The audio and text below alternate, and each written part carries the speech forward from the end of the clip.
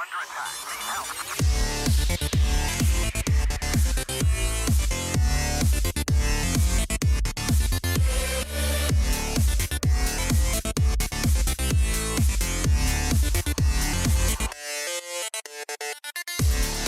we start the podcast? Oh, are we doing that right now?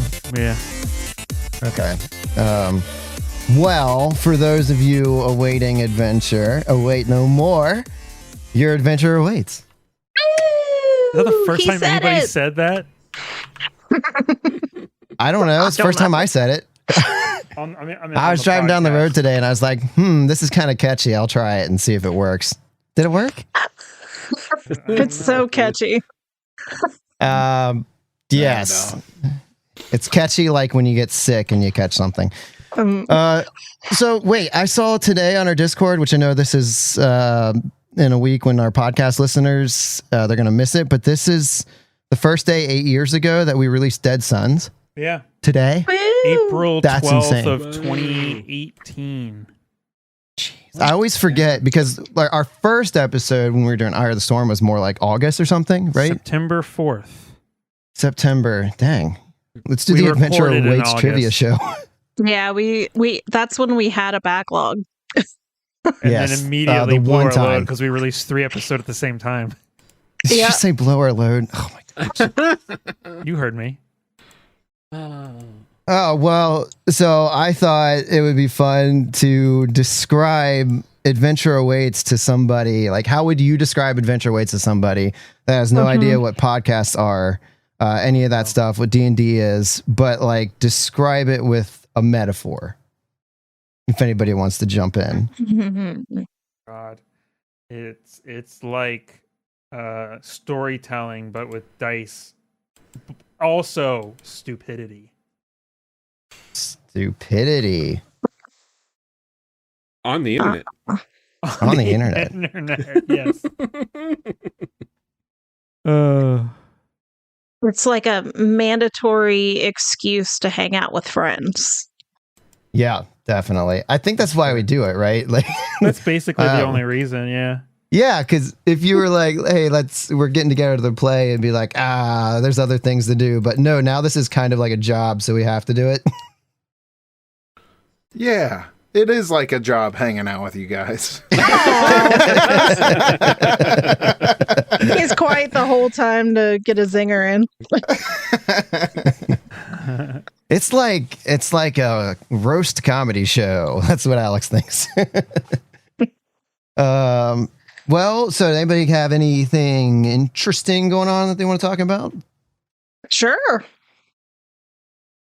Sounds great. That was the same response. No. So Alex and I, we of course do a lot of improv, and on our improv team, have we ever said the name War Candy? Yes. Yeah. Probably. That's the team name. We occasionally do murder mysteries, and so we have different themes. And a group in Lexington asked for us to bring our Love Island murder mystery to Lexington. So we did that on Saturday, and it was really fun.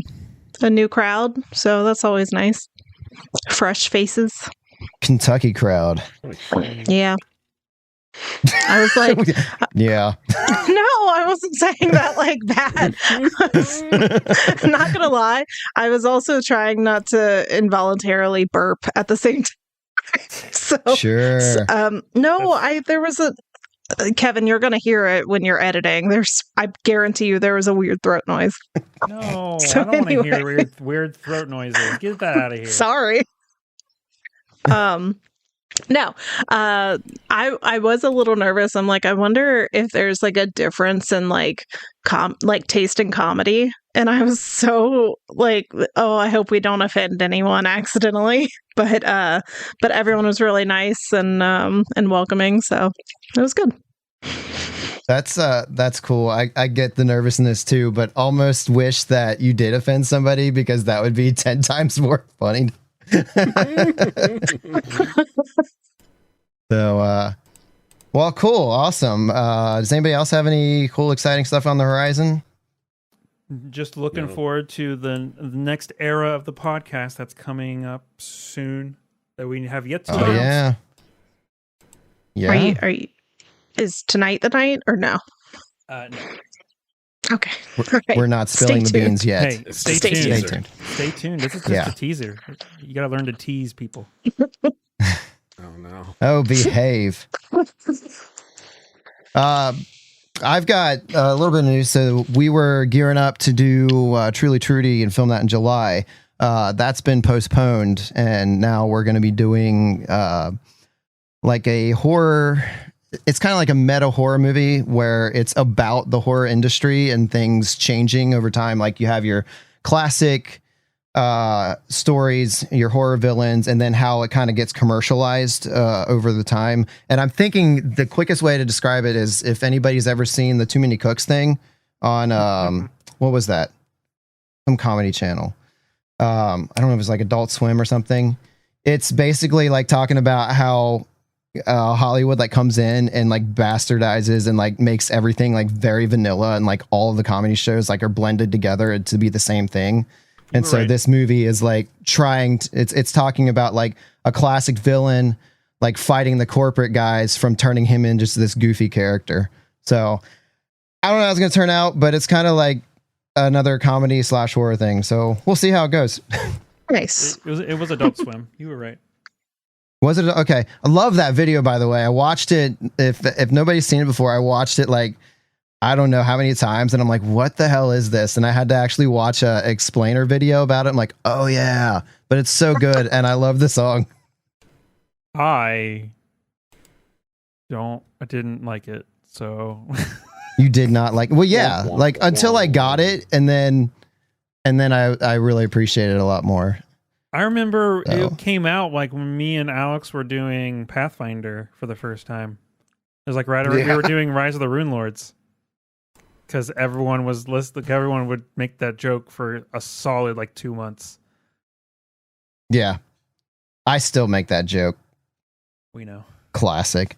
All right. So before we get into it, I want to mention Arkenforge real quick because everybody has been like buying that up using our code, and that's pretty cool. Kind of had a little spike in that in the last 2 months.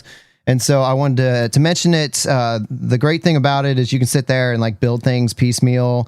It's like for the artist that really wants to get in nitty gritty and like build out worlds, but they're now starting to release ready-made map packs. And so like, I forget what the theme of the first one is right now, but right now, whatever theme it is, you get like 10 pre-made maps, and they're all like animated, come preloaded with sound effects and everything. So if you're somebody that likes to do that sort of thing, you can buy it, get in, and build your own worlds. But if you need something real quick just to get a game going, they're going to start selling these pre-made map packs. So they're pretty cheap. Again, it's a pretty small dev team in Australia. I really like all their stuff. And so you should go check them out, arkenforge.com, and use our code AAPOD and buy it up. And I kind of want to just make an appeal to everybody, too, on that note. This gives us an opportunity to see like people using our code. And so I wanted to say, if you are buying Arkenforge using our code, maybe hop on our Patreon. You can join that for free, and feel like throwing a little bit our way. I think you can jump in for as little as $1. And so we'd love just to encourage our listeners to get involved with the podcast, liking, commenting. I know it gets tough sometimes. You watch things in the background, or even if you're paying attention, you forget to like or subscribe to stuff. But, we have been running our mouths for years and years, and you guys have lended your ears, and we would like to lend our ears to you. So on that note, everybody be quiet and we'll listen. Okay. Cool. But yeah, if you could just check out our website and go to our socials and just send us a message. We'd love to hear from you. Oh, one thing I will say about the Patreon is I've been doing a show called The Cutting Room, where I edit the podcast on stream. On Patreon itself. Patreon has its own streaming software or whatever. I'm not doing it this week because I'm going to be out of town. Just a heads up. So RIP. I should be back the week after, though. So you're going to have to find something else to fill that void. Yes. To fill in the cutting room. Me and Alexander have been having fun as we find little things like, though I think I mentioned this in an episode where someone said that it was a loud clap, and I look at the waveform. It was the tiniest little waveform that I could barely see. Stuff like that. Or I'll make a noise and I'll be like, where did that come from? Stuff like that. Oh, so my throat noise is going to be on full display. Oh God, yes! Please don't. Oh, I hope it didn't pick it up. And is that's $1 to do the cutting room, right? Or is that a part of the freebies? To watch live, it's $1. To watch the that's available to everybody who pays. Yeah. Okay, so yeah, that sounds interesting to you. Jump our in debrief and for Star Trek came out on the Patreon. $5 for the audio version, $10 for the video version. Nice. So if you want to get our final thoughts on the Star Trek adventures, check out the Patreon. And you can give us your final thoughts on it as well. Look forward to some future content. Future. Okay, so we're going to jump right back in. Alex has graciously lent me the DM chair because I'm sure he's eager to get out of it after 2 campaigns. Yep. Have fun sitting in my ass groove. Well, I unceremoniously flipped him out of it and wrote my name on the chair, so it's mine now. I may regret this, but anyway, we're getting back into Starfinder 2e. I think the last time we did this was during the playtest, and I had read there's 3 action economy, and that's all I did. And so this time I actually decided to sit down and learn the rules a little more concretely, and hopefully we're actually playing something that's a little closer to 2e this time. So looking forward to this. I hope you're all looking forward to this as well. I'm actually in a Pathfinder 2nd edition game. Oh, yes. So I know it a little bit, but I'm still I'm still pretty new at it. So yeah. Well, as always, we'll be leaning on the rules guy Kevin to help us figure things out. I've tried to learn some, but we'll see how it goes. Probably should have Archives of Nethys up right now.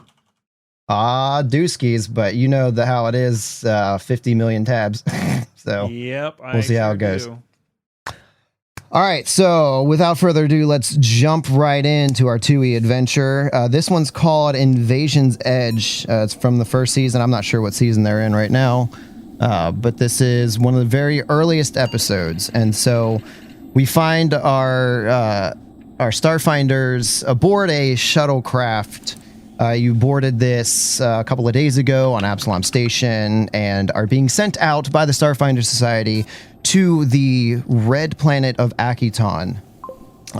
There is a discovery of sorts. A ship was found, and the Starfinder Society sent in some mercenaries to kind of deal with stuff, find out about it, and they were quickly driven out, but were able to deal with some of the threats. And as such, the Starfinder Society has deemed this an important find and is now setting up a lodge. So the shuttle is flying over the lodge and lands around in the center. Out the windows, you can see that it's a modular setup. There's buildings randomly placed all around, kind of in a circle. And you land on a docking pad in the middle of it all, and the shuttle sets down. The doors open up, and a bunch of people begin coming in to start unloading cargo, and you and the 24 other passengers find yourself here. Some of them begin leaving and heading off to their other destinations. And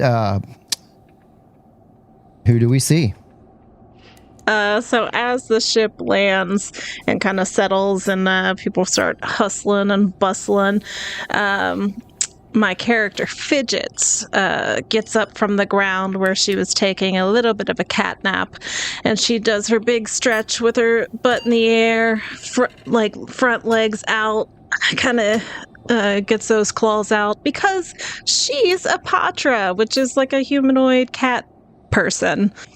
And so she stretches, makes sure she's limber, and starts helping people unload. Gosh. All right. Did I say her name? Fidget? Yes. Fidget. Yeah. Yes. Okay, yeah. Okay. Yeah. So you're helping people unload, and you see this this tiny gnome, and she's struggling to lift these small packages, but she's trying her hardest to kind of carry them out. And you hear her kind of like, "Ew, ew." And then after a moment, like kicks it and like folds her arms and leans back against it and drops down and just sits there. Tries to like, after a moment, she tries to like push it with her legs while backing into it, and it's just not having a lot of luck here. No. Yeah, Fidget comes up and she's like, need a hand? Oh, well, I think I got it. And just keeps trying harder and harder, and it has no success. Here, why don't I go ahead and get that? It's really no problem. I'm on my way out, but there were a few other boxes back there that maybe you can help with. Oh, well, where'd you say those boxes were?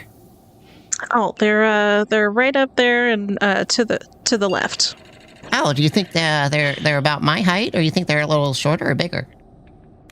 I mean, I'd say probably a little bit shorter. Yeah. Oh, well, okay. You know what? Just because I'm trying to feel, just because I want you to feel useful around here, I'll let you go ahead and take this one, and I'll go over and get those. Great, thank you. I've been looking for something to do. Wonderful. Well, enjoy your time on Akiton. Thanks so much. By the way, I'm Fidget, and she reaches her paw out for like a handshake. Well, Fidget, it's a pleasure to meet you. I'm Greyhap. And she shakes your hand. And when you take her hand, it's like a pencil size in your big Patra claws. Oh, okay. Yeah. Fidget makes like extra sure that she doesn't enclose her paw around this. You said gnome. Yes. This gnome's hand, because she doesn't know if she will hurt her. Yeah. So, yeah, she appreciates the extra caution and says, "Well, I'll see you around," and runs off to grab these smaller boxes.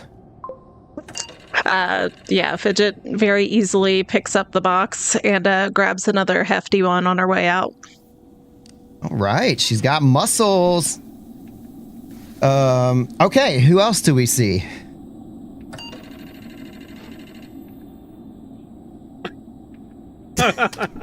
Nobody. Everybody's gone. For the audio audience, both me and Alex put our fingers on our nose to say nose goes. Naughty. I'll go next. Exiting the shuttle, you would see BB, who is, why can I remember his name? Contemplative. So giant brain, itty bitty tiny body, and something that's kind of unique about BB is that he has like a fancy collar, which you'll see in my token when we get to the map. It's kind of like a fancy collar with a little bow tie, and that's actually where he hides his body. He sits cross-legged because they hover, so he hides his body behind the collar, so all you see is his big brain sticking out from this collar. So you'd think it was just a disembodied brain floating around all the time, because he likes to keep himself kind of hidden. And he comes hovering down the platform out onto the landing pad and looks around and goes, "Oh, Akiton! Marvelous! Simply marvelous! I haven't been here forever." And he kind of floats off to go look at some stuff along the side of the docking area, just completely ignoring everyone and everything else around him. Okay. All right. So, yeah, BB's all business. Who else do we see? I'll go next. Next person is Dr. Silas Peart. He is a lean human in a white lab coat. You could see the faint outline of like a golden shimmer around him. That is because he constantly has what's it in this system? Magic armor, whatever the hell. I forget what it's called. But basically he always has mystic armor cast on himself. It's similar to the other thing in Pathfinder, whatever that's called.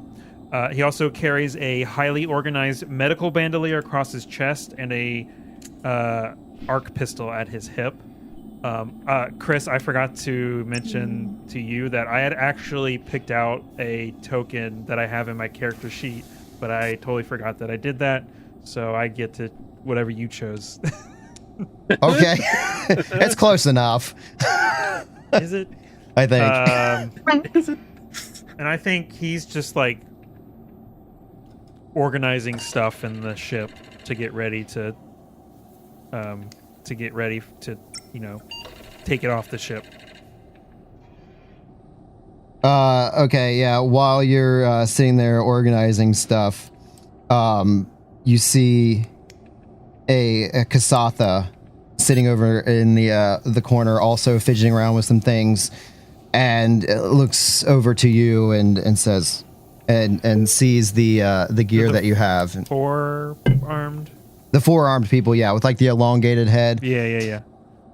Looks over to you and says, "That's a nice coat you have there." Yeah, just got it dry cleaned. It.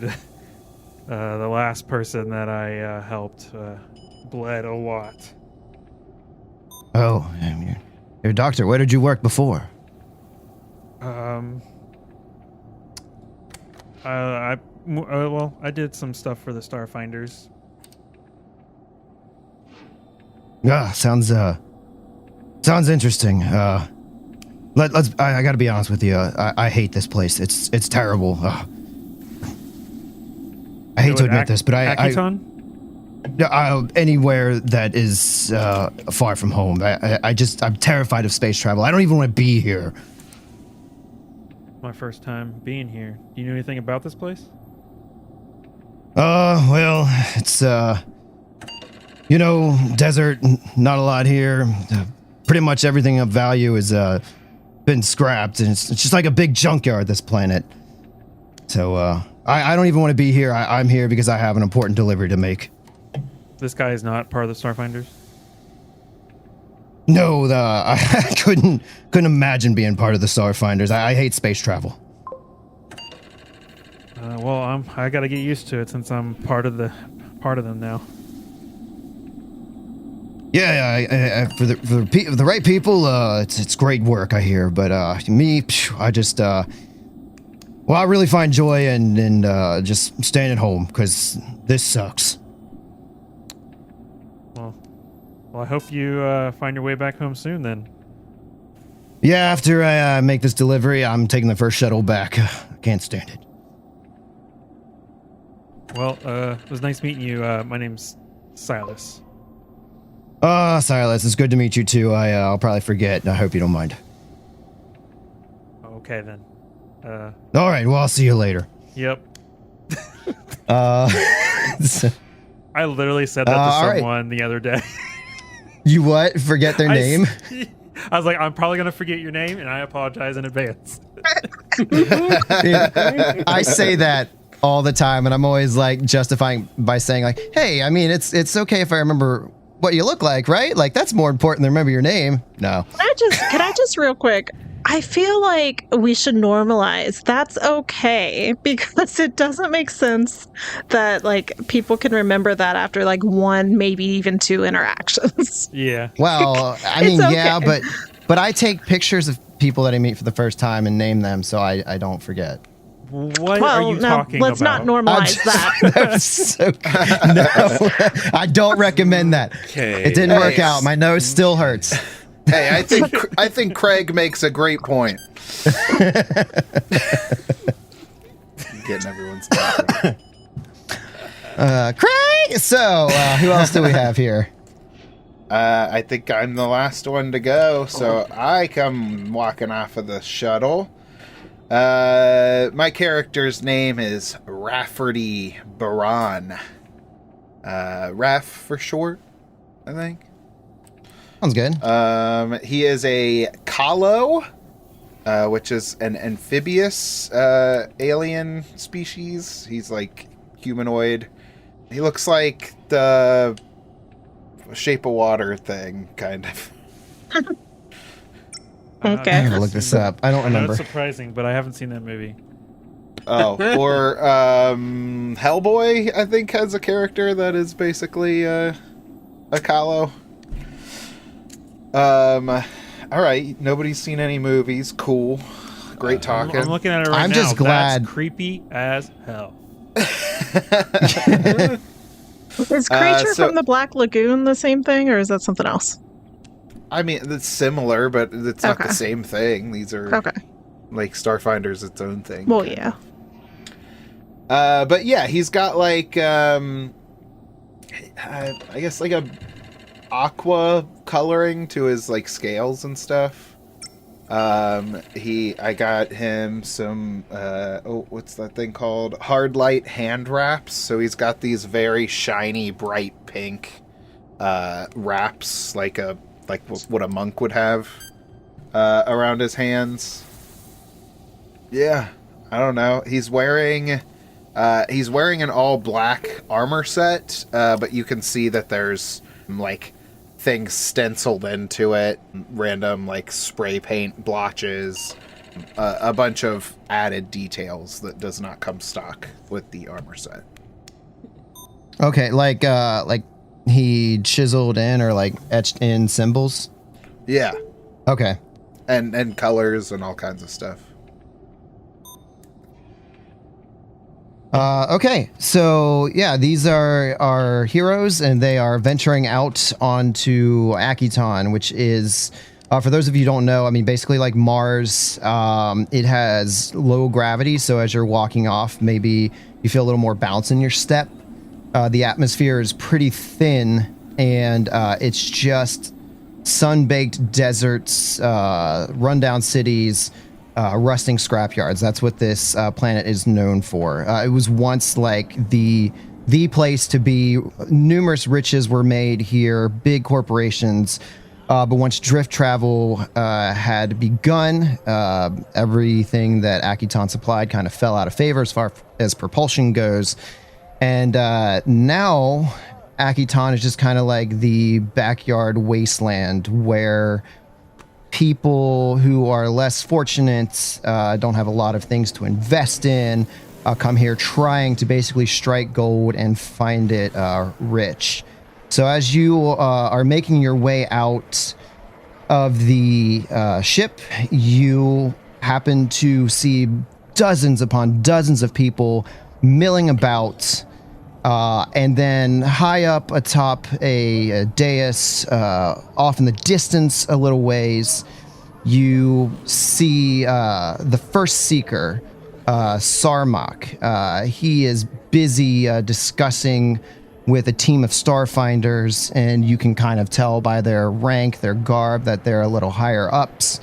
But as you are walking by Fidget, since you were one of the first people out, you see that the Seeker stops a moment, noticing the shuttle, and gives you a friendly wave as he continues to talk to this group.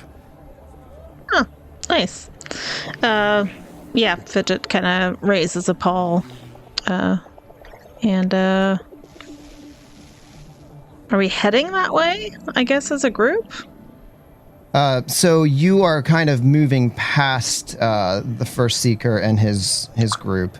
And as you raise that hand, you get a little ringy-dingy on your comm unit. And it goes not only to you, but to all the members of your party. And you hear this voice, this excited voice come over like, Oh, hey, I see that you have arrived. Please lock in on my coordinates and meet me at the square. All right. Seems like we're right to business. Fidget locks in and starts heading that way. Silas walks off and hears this and starts headed that way as well.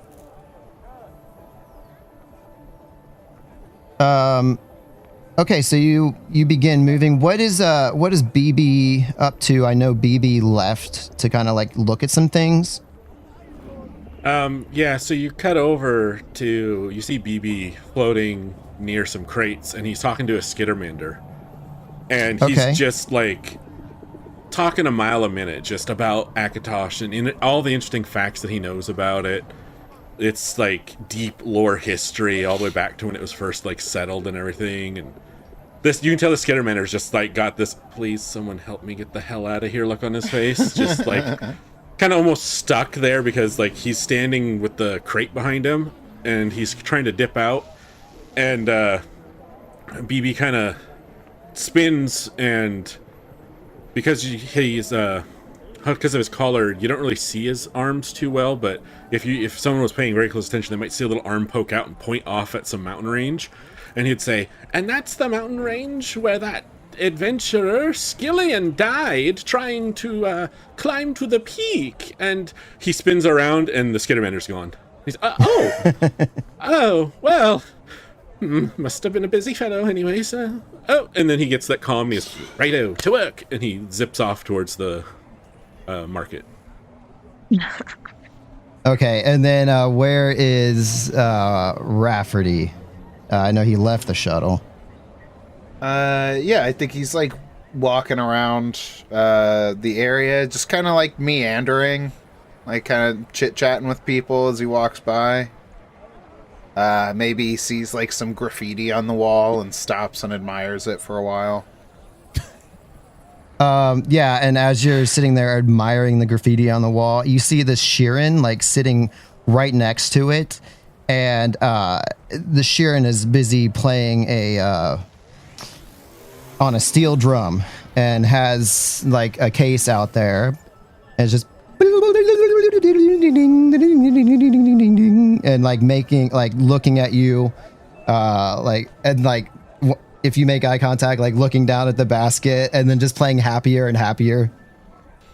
Yeah, Raph kind of locks in on the guy, and he starts bobbing his head, and then I think he just starts dancing along with the guy, he's joining in on it. He's jamming. Yeah. He doesn't have I don't think I gave him a instrument or anything to play, but I think he just starts he just starts dancing alongside the guy. Okay, and he's he's vibing. He's we're both locked into the same mindset, completely oblivious that this guy wants money from him. Okay. Yeah, so as you're dancing, he slowly starts to shift the tune. If you can make a steel drum start to sound a little sadder, and starts playing it to try to shift maybe this joy that you're feeling a little bit towards maybe tipping him. Ding ding ding ding. Dong dong, bong bong bong, bong bong bong. I think Raph definitely feels the change in the mood, but still doesn't understand the intent behind it, and so he turns his dance moves more into street performance art. He's just making shapes and holding them, and then moving to a different area around this guy, and just being weird. So you slow down, and then all of a sudden there's another shift in the music, and it becomes very aggressive.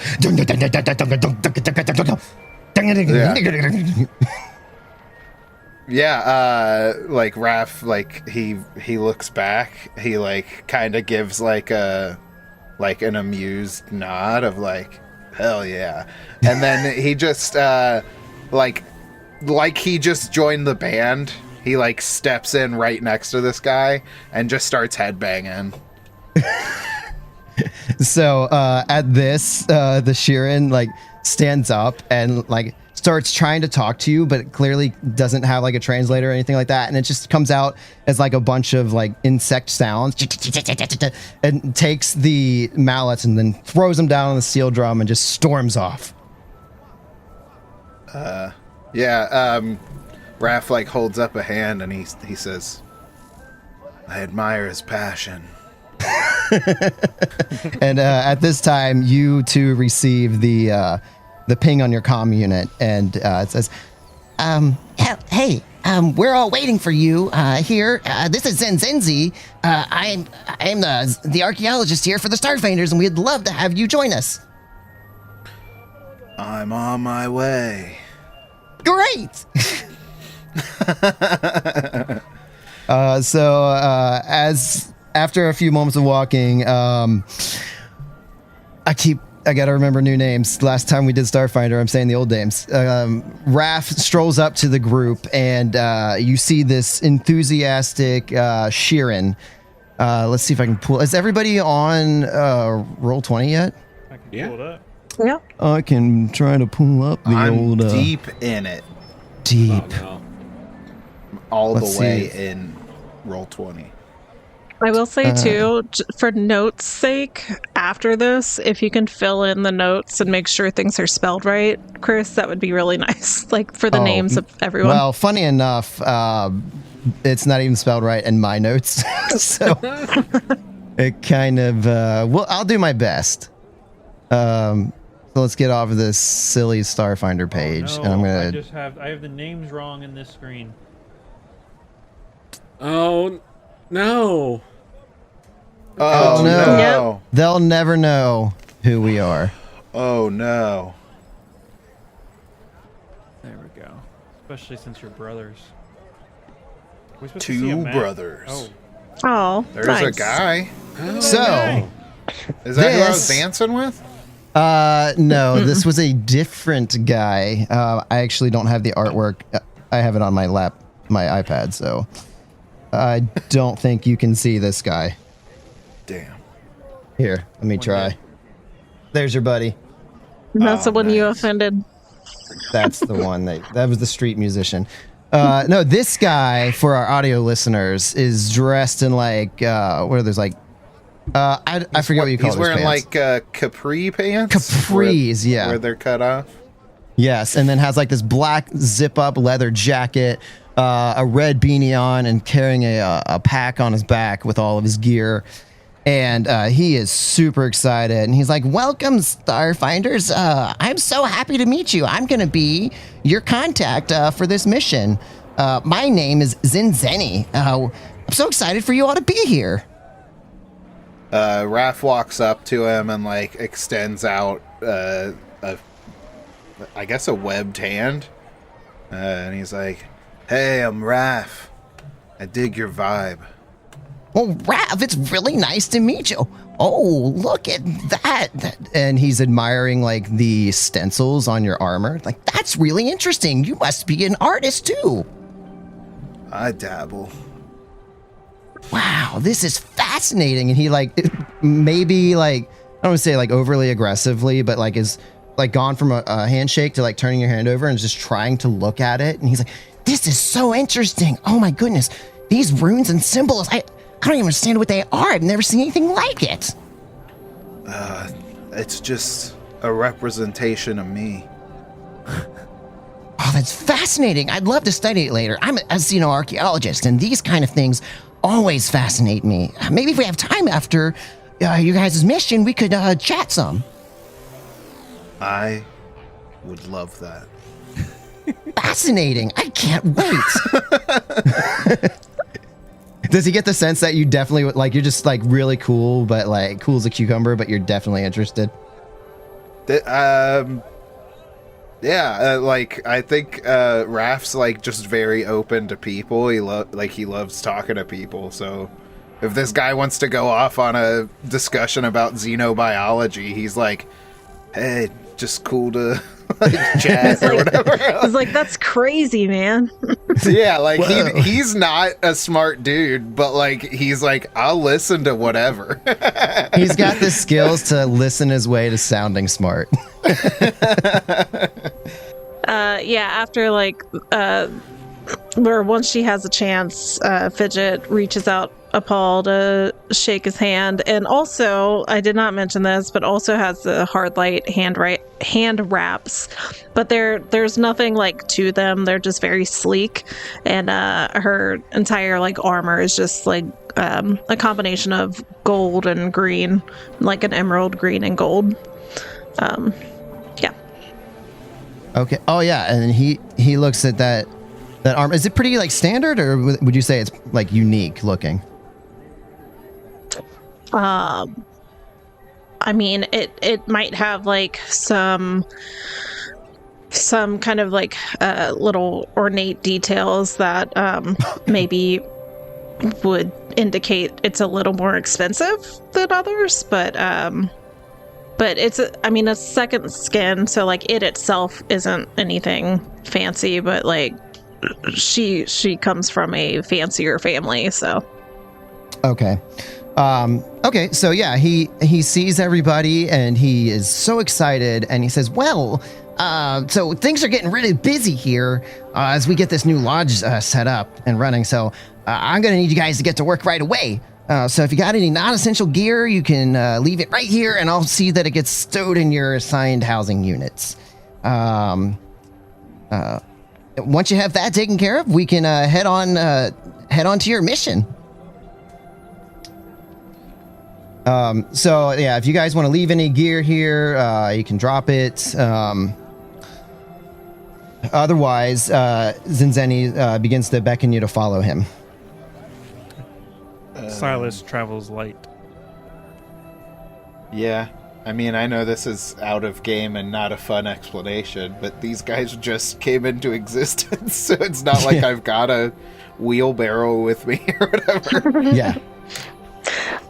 Yeah, and I mean, Fidget is, she doesn't have a whole lot of things to her name anyway, so yeah, she doesn't feel comfortable leaving things unattended, so she takes everything. Okay. And BB, pretty much the same? Yeah, just double checking.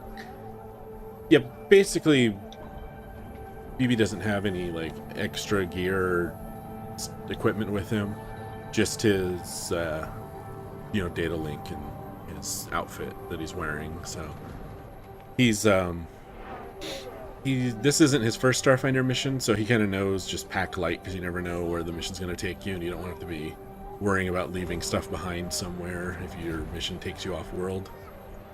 Right. Okay, so yeah, Zinzeni beckons you to follow him, and just begins gesturing wildly as you move away from the shuttle and away from the chaos of it all. And he begins to speak, and he says, right now, we're preparing to explore a massive crashed starship. It's called the Wreck of the Returned, that First Seeker Sarmak believes is connected to the return of the first ones. Do you all know who the first ones are? I can't say that I do. I'm going to say that Silas does, but he doesn't say anything because of obviously someone mentioned that they weren't. Isn't because it someone mentioned something what? to do with, because Dez's character mentioned that you didn't know anything about him. Isn't it something to do with what happens in between Starfinder First Edition and Second Edition? Is that what that is? So I know that you had mentioned there was a reason why there was a First Edition to a Second Edition, story-wise. I'm not sure if this is the reason, but it could be related in some way. So yeah, I mean, Zinzeni picks up that nobody knows, so he decides to go ahead and start into it, and he says, the first ones are an ancient and powerful beings who could be a threat to the Pact Worlds. No one's seen the first ones in a long time, but we have explored first one sites in the past, and I promise you they were not a benevolent people. We believe that exploring this starship wreck will give us much needed insight into the first ones and their plans. And as you're walking, he kind of stares off into the distance.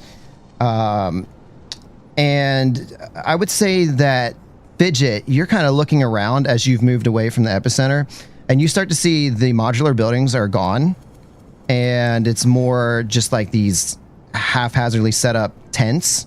And the people that are in these tents are clearly not Starfinders.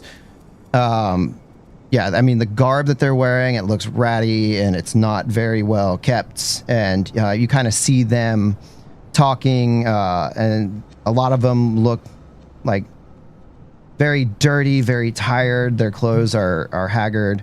And Zinzeni's kind of looking off in the distance for a moment, and then like jumps back in and says, "But first things first, we have a Starfinder lodge to establish, and that means you all get to roll up your sleeves and lend an appendage, as the humans say. Are you guys ready to get started?" Yeah, let's do this. That's why I'm here, right? I don't know why you're here. Happy to help out where I can. Yeah, if you don't mind, Zinzeni, the people here are we also helping build for them, or are they part of the crew? Like, she kind of trails off. Yeah, Zinzeni kind of like gets a little distracted for a moment, looks at you, and says, "Unfortunately, these are Akiton inhabitants, and a lot of them come around from Boomtown and a lot of the surrounding communities. They see the Starfinder Lodge land, and they want to come here for help, but Starfinders really don't have a humanitarian arm to help them. We do what we can, but gosh, I wish we could do more, but we're largely just research and that sort of thing. We better the worlds by bringing information. We don't have a way to really help these people." I understand. It's just a shame that. Yeah, she kind of trails off, and she's still just kind of watching them, but she snaps out of it, and she's like, "Okay, yeah, I'm ready to get to work." All right, let's do it. So, yeah, as you're getting to the edge of the outskirts of this lodge, Zinzeni points off in the distance, and he's like, "All right, so I've got two very mundane but important tasks to help get this new lodge's construction on track before missions can begin. So the first task is to get the boundary markers set up surrounding the lodge. That helps keep dangers at bay and gives us advanced warning. And the second thing that we need for you to do is to scout a path to the wreck of the Returned. So you guys can do this however you want, but we need you guys to do that first."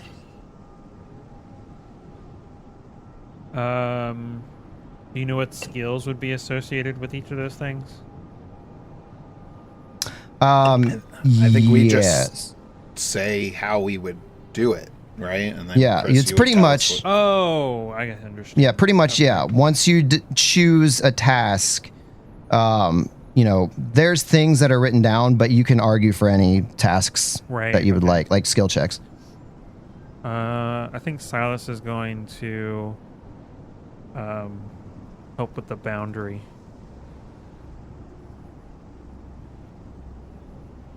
What was it, the boundary something or other? What did you say? Yeah, set up boundary markers. Set up boundaries. Yeah, and you guys are tasked with doing both of these together. As Silas kind of focuses, or as Patra sees Silas focus efforts on setting the markers, she jumps in to help. Something she doesn't want to do is get lost on a planet she's not familiar with. Yeah, I was untrained in survival, so I immediately did the boundary markers.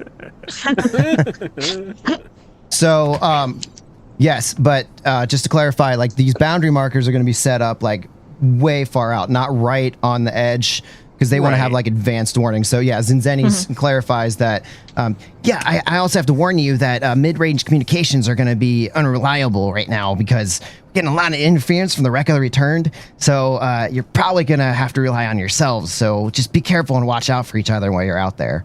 But yeah, I mean, it's a few, kilometers away or something. Whatever. I don't use kilometers, but it's a good walk away before you'll be setting these up. Gotcha. Okay. Would we be building these things? So yeah. So when are you guys going to do you're doing the boundaries first? Yeah. Okay. So yeah, you get out to the designated coordinates and you see that there's like crates set up with all of these devices in it. And it's basically like you take these like beacons and you jam them down into the surface of the planets, and you're supposed to set these up at varying distances and whatnot. And so let me look here real quick. Okay, yeah, so basically your task on this part of it is going to be installing the hardware, and then you're going to be calibrating and testing this. So mechanic wise, you guys have 4 hours to complete the task. Each one of your checks are going to represent 1 hour of work, and everybody will make one attempt per hour, and you have to gain points equal to the party size. And you can gain 1 point, you can gain multiple points if you do better. You can actually lose points. But you have the ability to install a network, and if you can really do a good job, you can go above and beyond the Call of Duty and kind of like check the technology itself. Okay. I imagine, I'm not entirely sure, but is BB like fairly weak, just really smart? Yeah, I mean, contemplatives Yeah. basically don't have any strength because of how tiny they are. So he's more suited to like the calibration side of things. So you can kind of see him zipping around the crates. Just you hear these little beep, beep, beep, beep, beep from inside his collar because he's like taking little scans. He's like loading up the firmware because I'm sure there's like a QR code on the crate to scan to like get the software loaded up so you can start getting the grid right. And he's like mapping out the most the best distance and spacing for the best grid layout to get the because we're basically putting up a digital fence is kind of what it sounds like. So he's like doing all the math stuff and like getting it all like plotted out, like he's where like each of the stakes would go. Yeah. Okay. He's like, boop. And so you guys keep getting these little beeps in your comms with like, put a marker here, put a marker here, put a marker here. It's just super fast. Yeah, it's just like beep, beep, beep, beep. At a certain point. Oh, go ahead. I was just making a joke. He doesn't have a buff arms. He's got a buff mind. At a certain point after the beeps, because Fidget is trying like to keep up, but at a certain point she's like, BB? Yes. Do you mind just slowing down just a little bit? It's really hard to focus when you're constantly pinging us. Oh, of course. I am so sorry. I forgot I was sharing that. And then he just kind of like does a little zip around your head, like a half circle, and then the beep stop. Okay. Thank you. So how is Fidget helping then? I'm gonna like where there's markers. She's gonna start trying to like install those. What did you say we like jam them into the ground? Just the hardware. It's like a spike. Okay. Yeah. If everybody wants to tell me how they're helping in the first hour, then we can roll the checks. There's two things that I wanted to mention before that was, first of all, I forgot to mention that I have, so when we first were talking to this bug person that I definitely remember, Zenzini, And we get a first person view, and a little overlay comes across where what I can see. It's like a little HUD displaying her name, and then I have a augmentation called an auto recognition lens.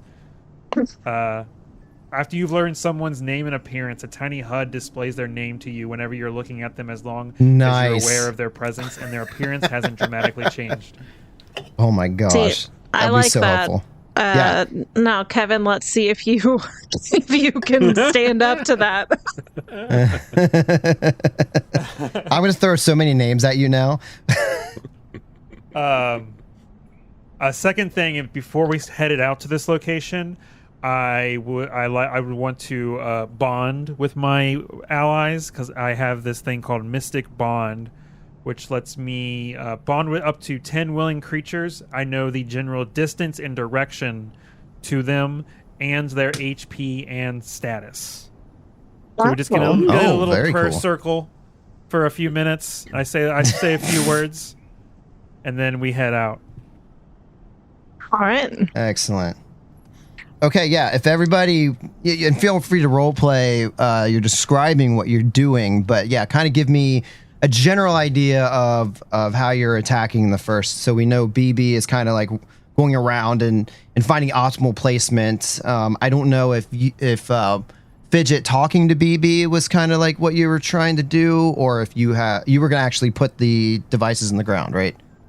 Yeah, I mean, she doesn't know what else she could do to be useful, so that's what she's going with. Okay. Silas is going to be like putting them together and then like handing them to Fidget, because he's good with his hands. So he is like I assume they come unassembled. You got to assemble them, and then I hand it to them. Yeah, there's some assembly required. So yeah, because I'm trained in crafting. Okay, excellent. And how about Bill's a cucumber, Raph? I don't think he's got any real skills. How would he try though? I think he's just along for the journey. Like, he's just like keeping morale up. Like, I think that's the only thing that he could legitimately do here. I'm gonna quickly say, please don't tell me I'm the strongest character, because even so, I'm not that strong. You my dude's weak. So give me an idea of what is he doing? Like, is he dancing again, or is he like, what is he doing to just keep everybody's spirits up? Like, he's just like keeping the conversation going. Like, he's a really good listener and like a cool dude. Every time we like put one of these things in, you're like, yeah, that's awesome. Yeah. Okay, so I'm gonna give everybody what I think they should roll in. If you want to try something else, just let me know. But based on what you've all said, I need from BB, I need a nature or survival. From Fidget, give me an athletics check. Silas, give me a crafting check. And Raph, I would like a diplomacy check. I can do that. Guidance won't work because it only lasts for 6 seconds, and then this takes up an hour's worth of doing stuff. Yeah, every check is an hour's worth of work. Okay. I just want to say I'm having flashbacks because this is my first roll and I got a nat 1. Oh no! Hero point. Use it. Wait. Yes, I forgot. Okay. Everybody has 1 hero point. Okay, I'll do that. Please don't fail me again. What's the ruling on refreshing hero points? Yeah. When do we get more of them? Every session, and then Chris can give them out for cool stuff. Be cool. I mean, I guess Raph just always gets them then, because he's so cool. Yeah.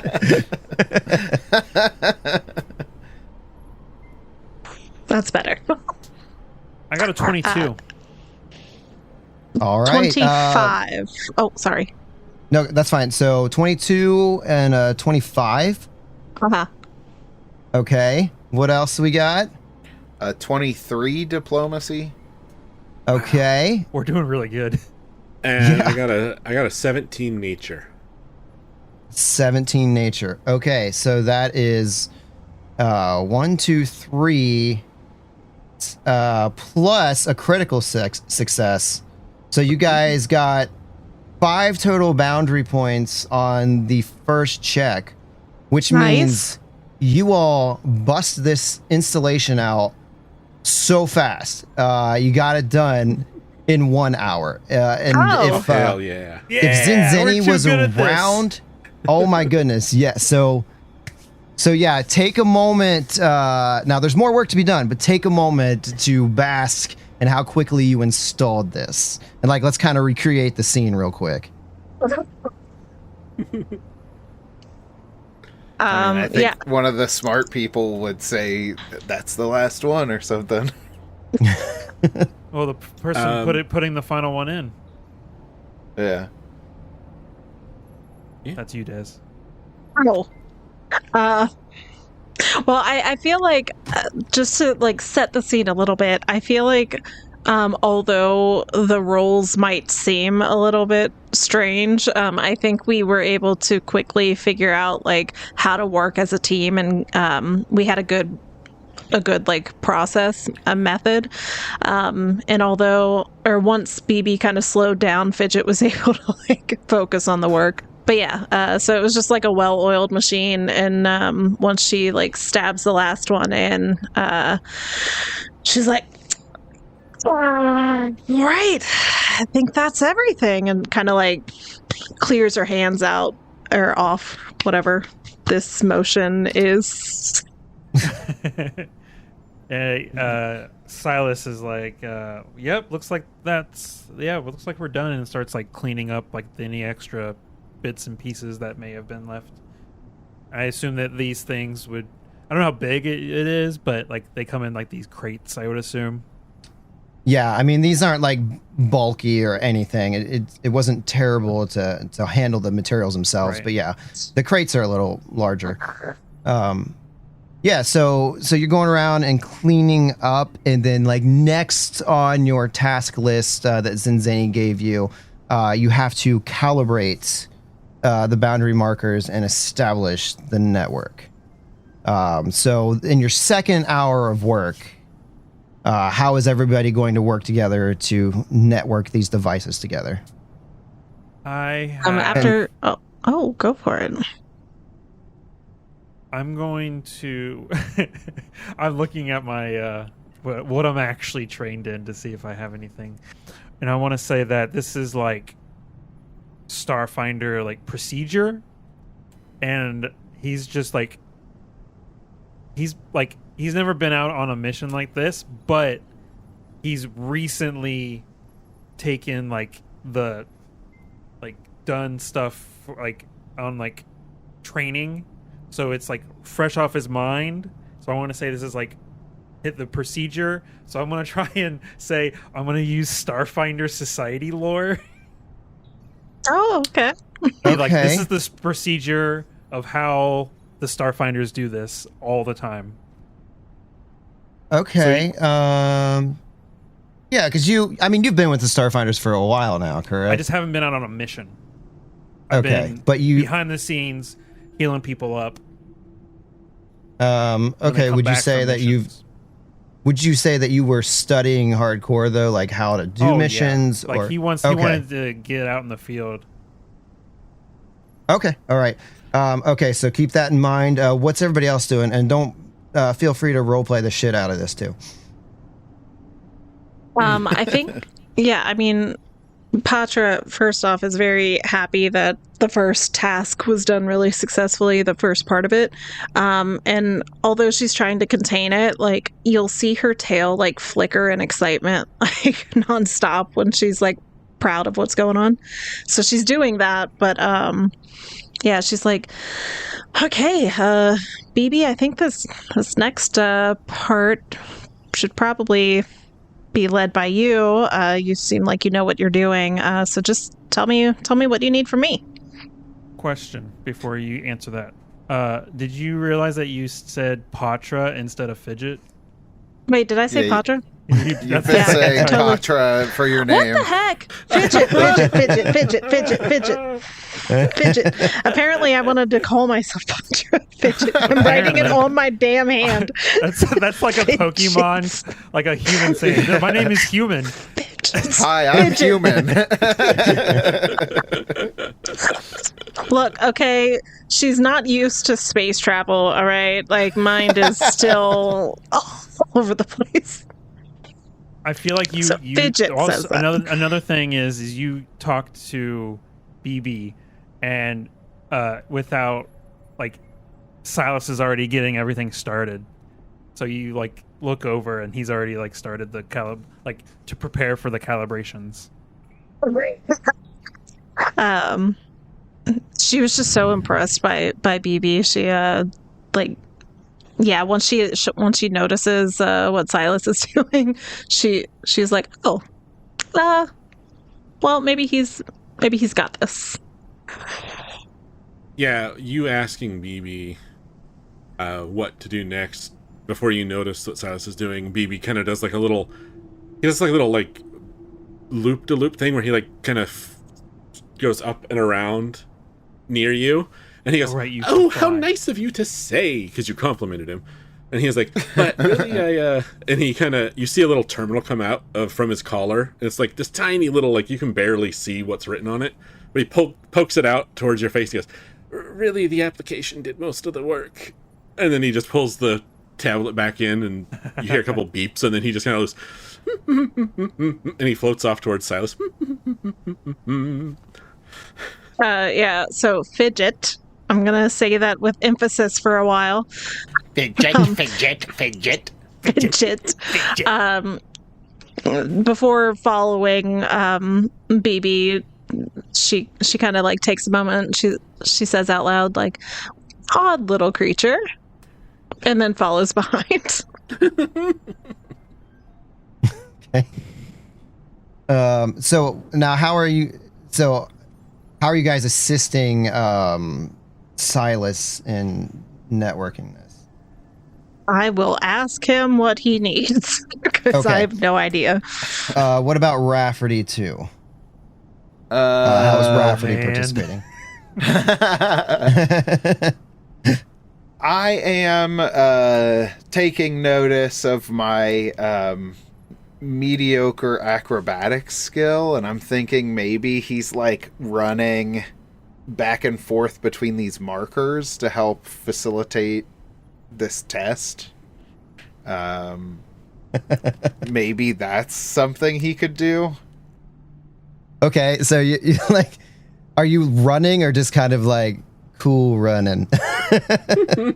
He looks like he's like effortlessly doing parkour like the whole time. Like, it looks cool as hell, but he's like, yeah, it's like the action sequence in a movie. Okay, excellent. Yeah. All right. Was there something else? I don't know. Okay. I don't know. So with that, we just need to find out what Dr. Silas will instruct BB and Fidget, not Patra. Fidget. Fidget. Yes. Fidget. I'm just laughing in my notes because I wrote down Kevin and Dez, and then I wrote BB and Rafferty.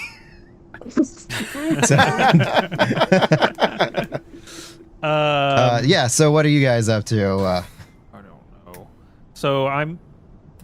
So my role is going to be the society lore. So I'm going to be like shouting what the procedure is. What exactly was the wording on what we were exactly doing? We're Calibrating. So now you're calibrating the markers and establishing the network. Ooh, network means computers, and I don't think anybody here is good at that. I don't know. I'm just gonna be like, I've used a computer before. I don't know if anybody is good at like determining, like, if anybody can like look around the area to look for interference, maybe, or someone could, I don't know, help Rafferty with the whole move, going from section to section, maybe. Yeah, I mean, you can double up on stuff too. That's fine. Like, you don't have to use different skills, obviously. Yeah, I don't know everyone's skills that they're good at, so. I can definitely like keep an eye out, and I can be like kind of your runner to go to certain areas and like make adjustments if you need. Yeah. I'm trying to think of an interference skill. Nature, sort of? No, not really. I don't know. I don't know what BB can do. But what are you doing specifically, Daz? You're just going to run back and forth between do what Alex was doing, or Alex's character was doing. Okay, so you're physically going to move the markers. Yeah, and I mean, like, I can keep an eye out if I like notice anything that might be causing interference. Yeah. Okay. All right. Okay, and then BB. How was BB? You have tiny hands? You want to try and do some tiny wire moving and stuff like that? Yeah. I know we're kind of out in an open desert, but I was thinking I might be able to use my survey wildlife skill to see if there's any active wildlife in the area that may interfere with what we're doing, and also look for maybe to make sure we're not setting any of this up in the migration paths that the wildlife will be using, so that it's not going to get trampled over as soon as we walk away. So making sure that we're,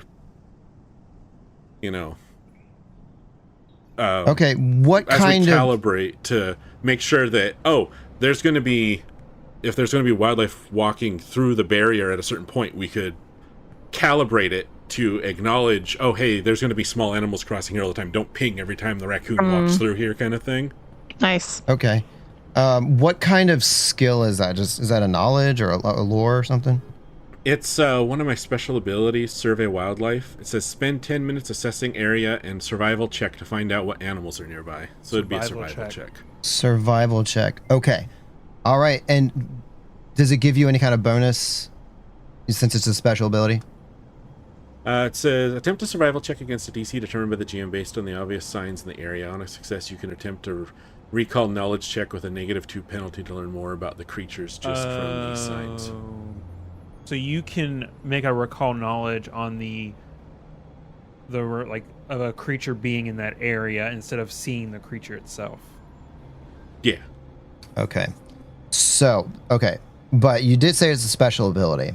So I want to do something a little cool for that. So I think for the second hour of work, I didn't change the names yet. Let's see. Silas, Dr. Silas, you are using Starfinder Society lore. I am. And then, so you guys go ahead and roll as I tell you what they are. Let's see. Rafferty, acrobatics, as you're darting back and forth between the beacons. And then fidget, what you described to me could be survival or acrobatics, whichever one you want to go with. And then BB, you do survival as well. Okay. 20. Not a net. 20. A modified 20.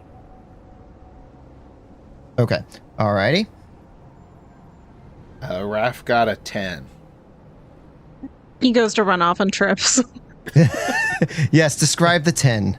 That is not successful, so keep that in mind. Critical failure. Correct. 27. Oh my god. Okay, wow, jeez. Was that with acrobatics or survival? Acrobatics. Okay. Nice. I got a 19. Okay, all right, so you guys can describe how this plays out, but I'm going to say that was a critical success for Fidget, and then that was a success for Dr. Silas. So we have 3 points so far. Rafferty was unable. I don't know why, but he was not able to help as much on this one.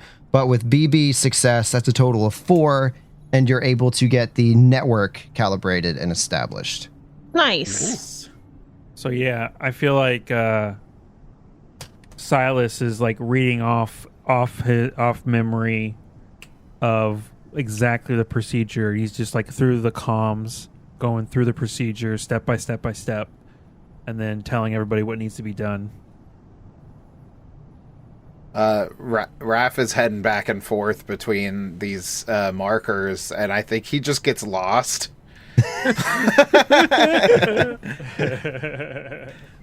He like keeps messing with the same ones. All right, excellent. But you managed to get it together, and now there's one final task. And in the notes, Zinzeni noted that if you have time to get to this, we'd love to do a tech check. So. Yeah, basically what your final task here is to ensure that it has optimal operation of the network. And so you kind of started down that road, BB, by making sure that it was in the migratory paths of animals. But yeah, one final tech check on this to just make sure it's in tip-top condition. So let me know how you feel you're going to be attacking this, and describe like we've done with the previous 2 rounds. Shoot it. Yeah. Blow it all up. I punch it till it works. Oh man, yeah, my skills are not. I hate to do the same thing, but I feel like Starfinder protocol is what I'm going to try and lean on.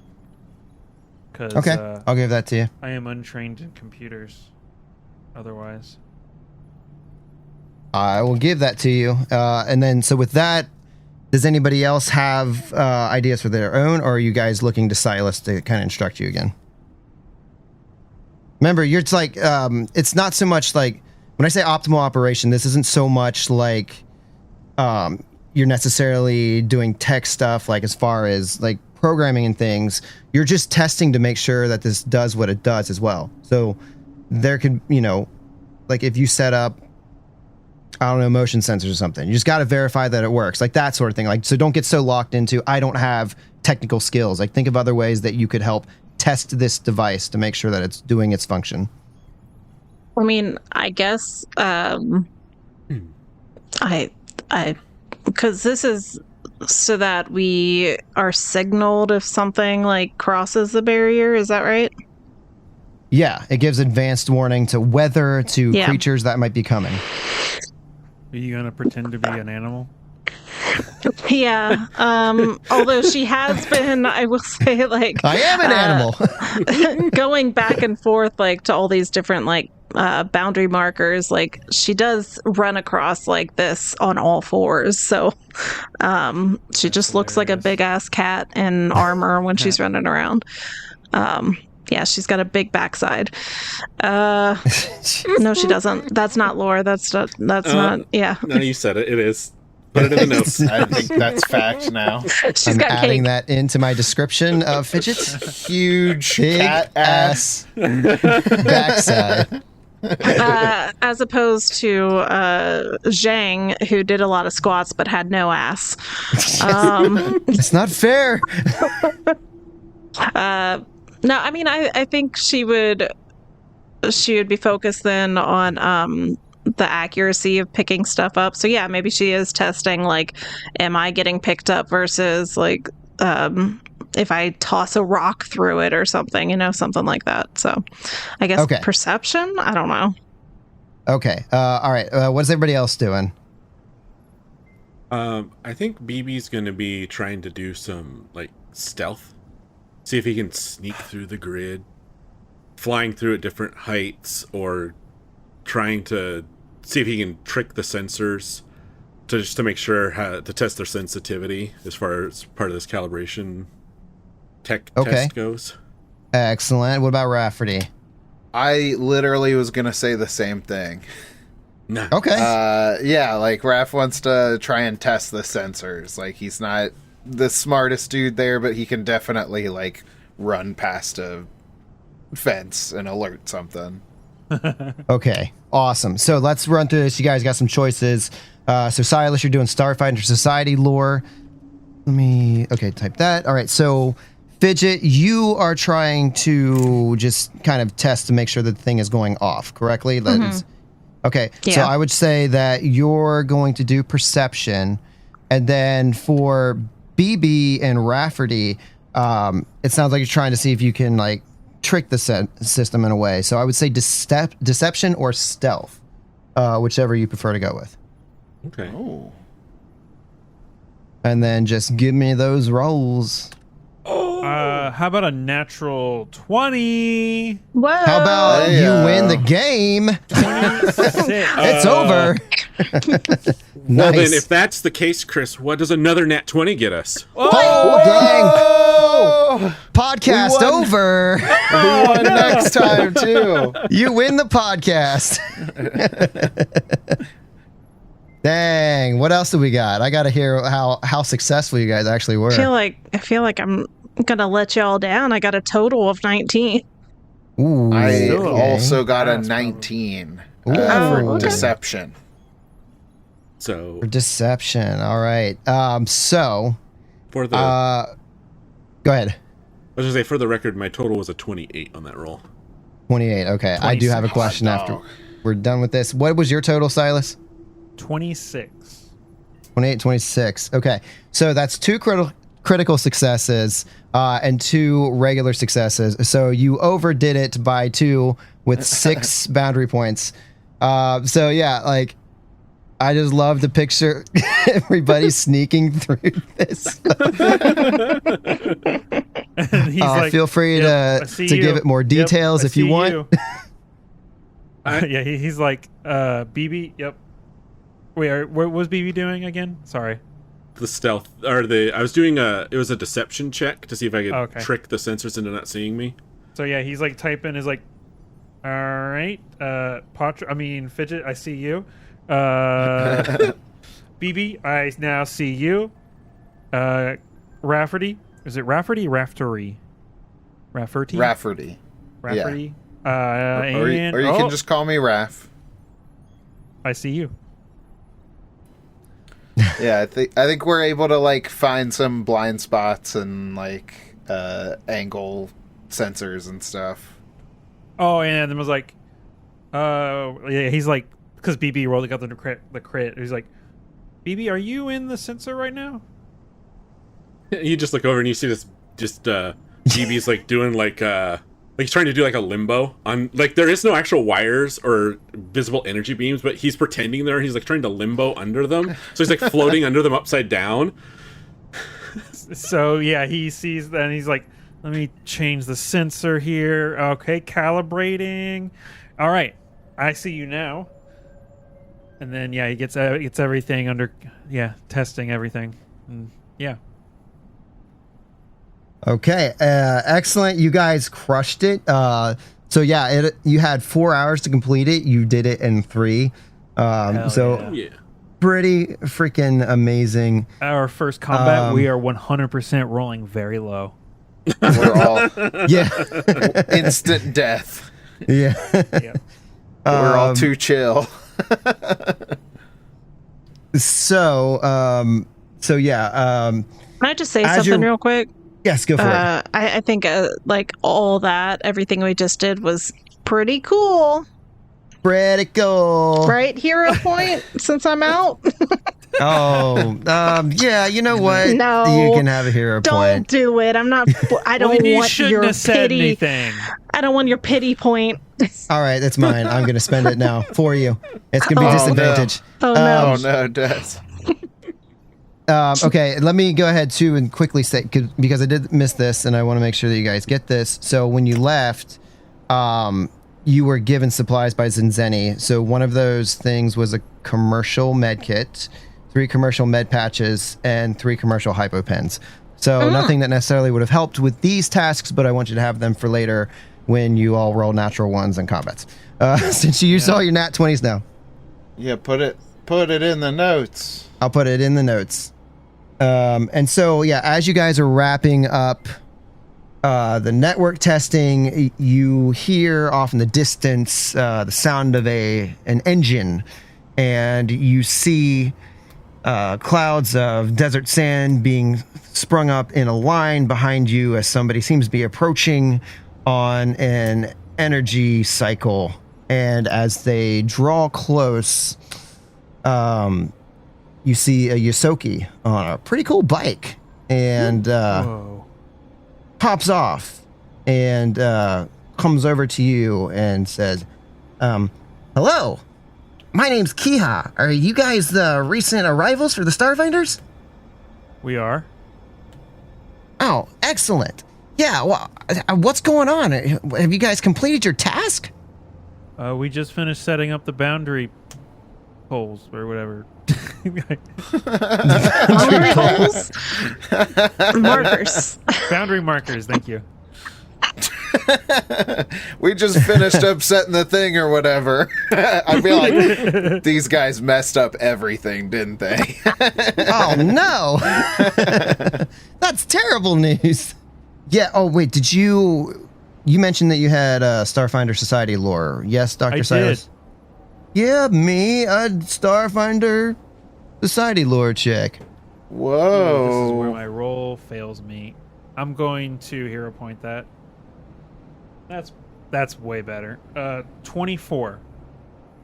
All right. So yeah, when you hear the name Kiha, and you notice like some of her garb, you realize that this is the granddaughter of the famous Wayfinder Fitch. She is the leader of the Wayfinders, which is a branch of the Starfinder Society. Oh, Pax and was she part of the Wayfinders. Pax?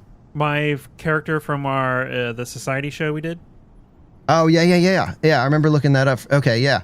So, so you know who this is, and she commands the flagship Master of Stars. So this is the famous Fitch herself, her granddaughter.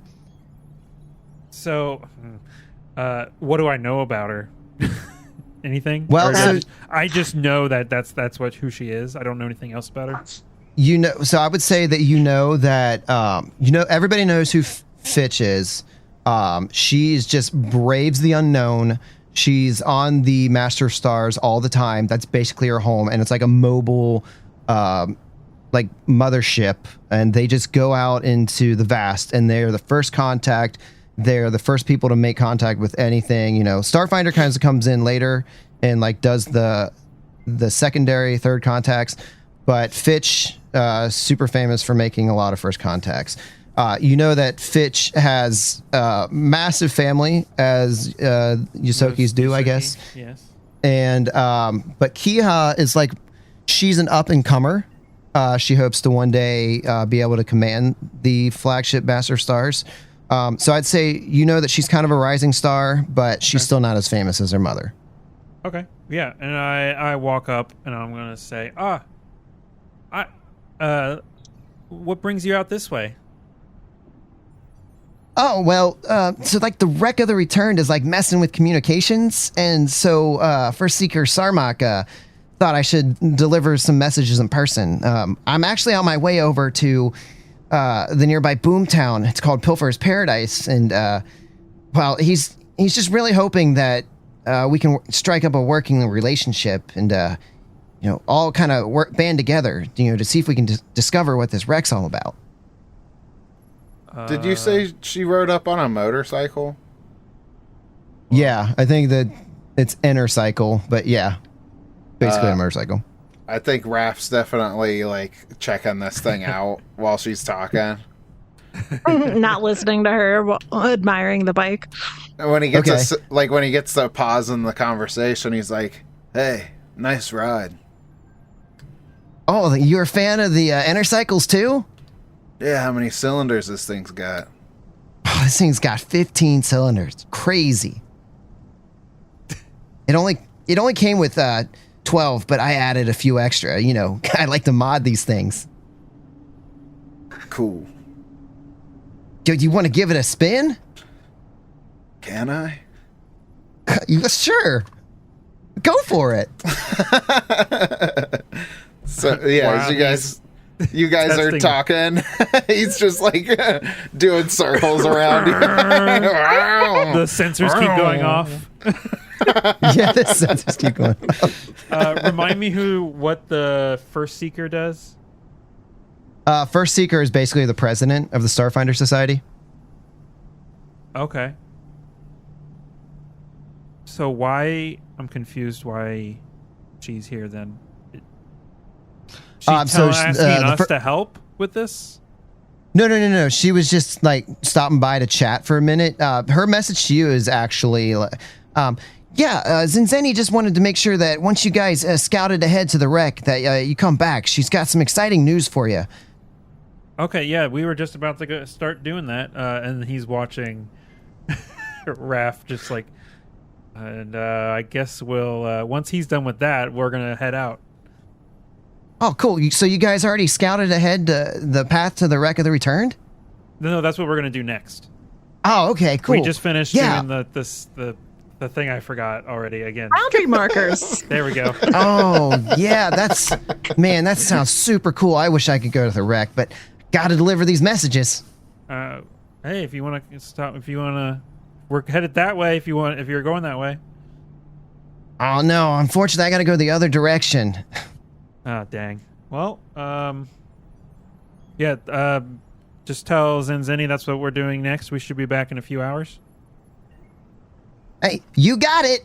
And then, so like at that point, Raph, can you? What's that? I was gonna say we like waves him down. Like, come on, I gotta go. Well, no. I was gonna say, Raph, give me a appropriate check, a piloting check or something. Oh gosh. What's your piloting? No. I really want to know. It's untrained. Oh. I got a 17. 17. Okay. 17, not bad. It's untrained. Yeah. Oh, jeez. I'm gonna say that because I don't know how it works. I guess that just tells you like what skill level you have in something.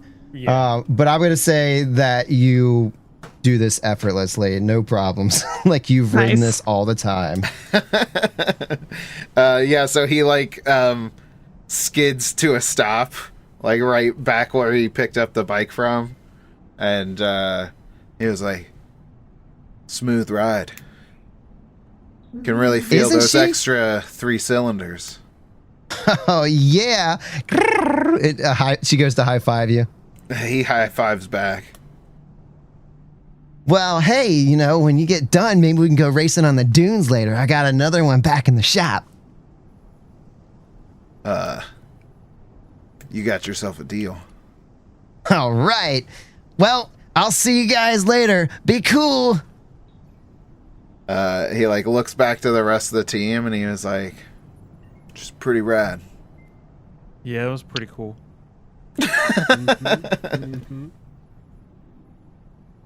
Okay, so yeah, she hops the intercycle and high speeds it off in the distance towards Pilfer's Paradise. And with that, you guys turn your attention in the opposite direction as you are going to begin to map the best route through this arid desert land of Akiton. And we will pick that up next time. Oh, Meow, meow, meow, meow. An adventure awaits. Now.